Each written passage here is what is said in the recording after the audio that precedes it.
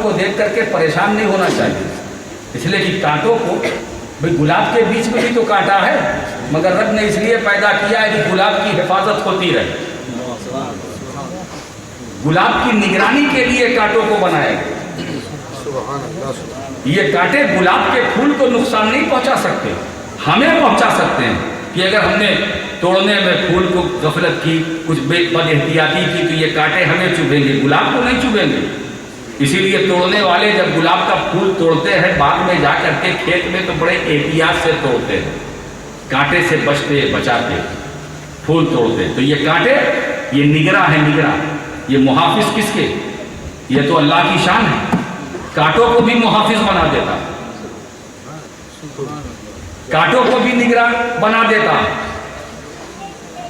इसलिए कि कांटों को हर वक्त दुश्मन नहीं समझना चाहिए,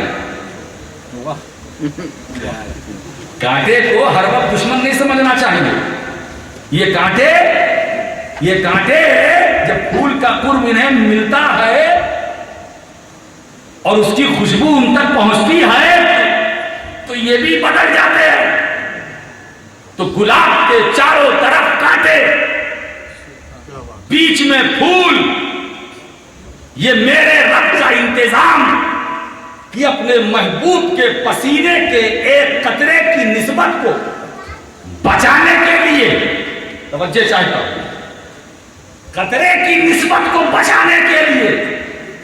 मुहाफिज बनाकर कांटों को पैदा किया, कांटों को पैदा किया। तो वो लोग जिनमें नबी का नूर हो,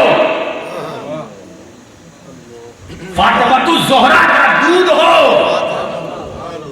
अली का खून हो, उनकी रब्बे कायनात कैसी हिफाजत फरमाएगा। इसीलिए मैंने देखा